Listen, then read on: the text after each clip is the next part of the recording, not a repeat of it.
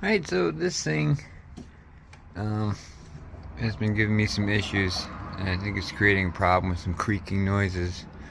And I'll show you in a second here, but the washers have been digging through over the last couple years. I had this in the other car when it got totaled, but I've decided to replace it. Got just a 2-point tower strut bar here, nice wide, real nice looking. I can't wait to get it out of the box here. Came with all the hardware, etc.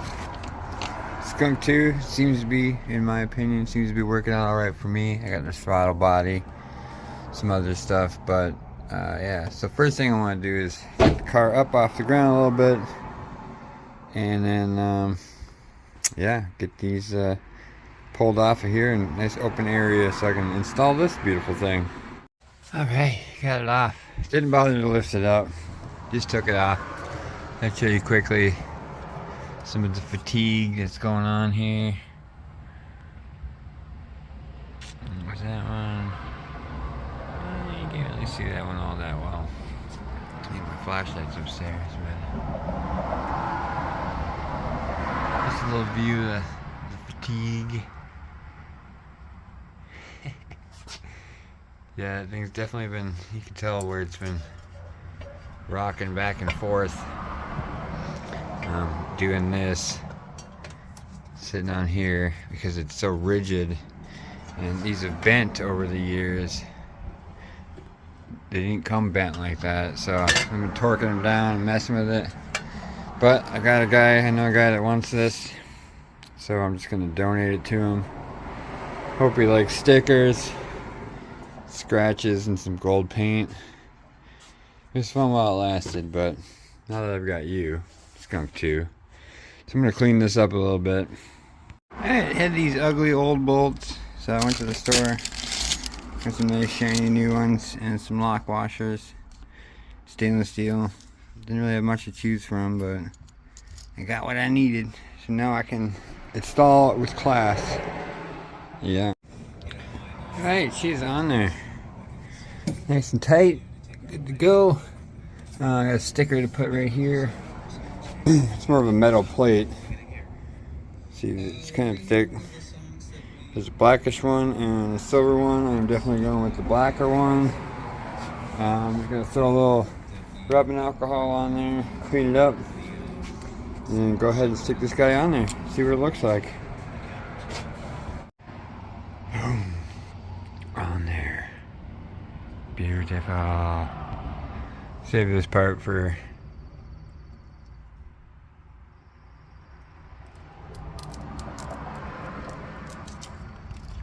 Skunk.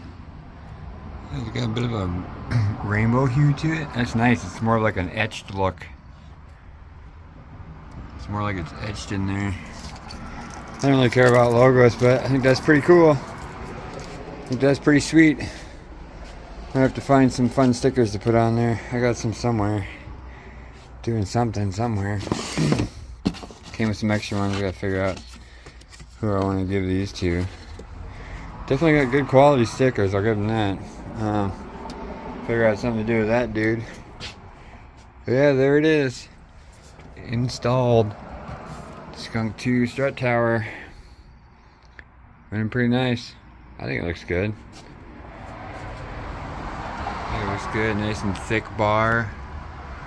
I just gotta do some zip tying. Get the old clutch cable where it needs to be.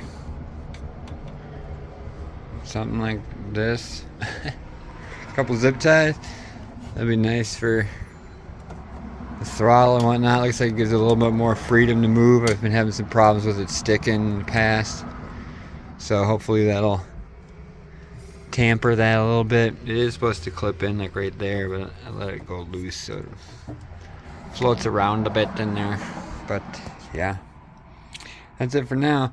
Up next, when I replaced my radiator last week, I ripped this wire out of here, and so I need to pop this cover off, these covers off, and do a rewiring job.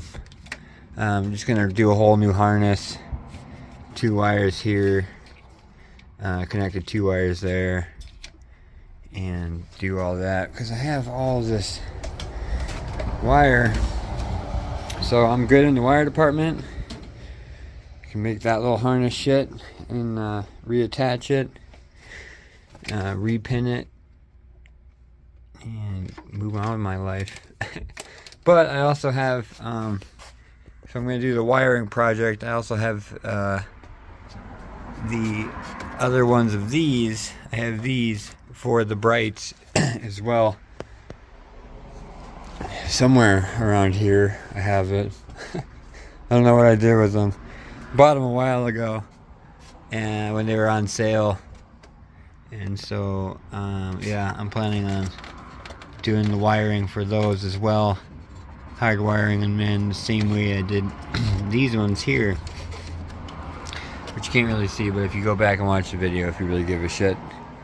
And yeah, so I'm gonna do the head wires and redo this light, which I also melted the casing for, which is what the casing is for, so I can do that. Yeah, so that's coming up next. It's in the pipeline. It's my next project.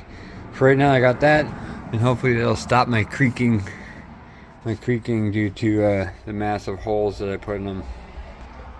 You can see they're just gnarly. Gnarly. Alright, that's a short quick little video. Until next time. Alright, so for today's fun little project, I don't know where I put it, there it is. This is a fuel sending unit. This tells my gauge on the cluster how much fuel I have in the tank. But after switching out some tanks and stuff and all that stuff, this one is weird. I got a different tank. I know I have a 1991 in there. I know that it is baffled. I'm not sure which fuel sending unit I have in there, whether it's from the 95, which I might have saved and put in here. But either way, I get down to about a quarter of a tank and I'm out of gas. So I know there's something wrong between there. The best thing I can do is replace it. And the best thing you can replace it with is, of course, the beautiful red sticker with the SH3 on there. So I'm going to go ahead and do that today. This back seat has a bolt. Goes through right there, connects on to right there, and then it has some clips like this that are kind of L-shaped, or maybe even S-shaped, one on either side. And if you're doing this, you might need to unclip. There's a bolt right here to lift this separate piece out. And yeah, the next thing up on the list here is take out these 3 screws that hold in the cover plate for that. Be no need for me to unplug that, so I'm going to go ahead and remove that. Alright, so I got the lid off, took the 3 screws, I'm done. I'm just going to unplug this guy, and you'll see these little clips right here, these little fold up tabs. Just going to take a screwdriver and tap on it with a little rubber mallet right here. Just get them to rotate a little bit, and then that's a retaining clip, and I can spin it until I get to this open spot here. And I can pull that up from right there. Just gonna spin that internal piece a little bit, pull that up, and the whole thing should pull right out. Alright, so using my trusty old screwdriver and old mallet here, I got this ring spun around to where I can pull it up, and this little guy should pull straight out like this, like such. Boom, and it sits in there like that, and it goes. Well, I can't really do it with him sitting with it, but it goes up and down, full, empty, full. But I believe there's something wrong here. So before I get a bunch of dirt and other crap in there or lose my gasket, I'm gonna go ahead and open a new box and get it set up for in here. Alright, so that one is the new one. There's the old one. I'm letting it air out. I held them up together. They are identical. So I'm gonna go ahead and install the new one. I was kind of hoping maybe one would be longer or shorter than the other, but I know for a fact that this one is 490. So I ordered a specific, start fresh, start new. The other one I had ordered, I think for the 89. It's the same exact tank. I believe it's the same exact tank, but yeah. So I'm gonna go ahead and finish putting this guy back together. It might be a while before I find out how well it's working. I've got half a tank left in there. I'm currently doing an odometer check I think I'm at around 100 and I don't know, I don't think I can see that from here. Well, I tried.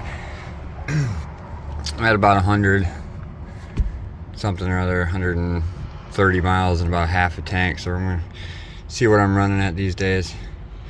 Alright, well, until the next video, or if I tack another project on to the end of this one, we'll see.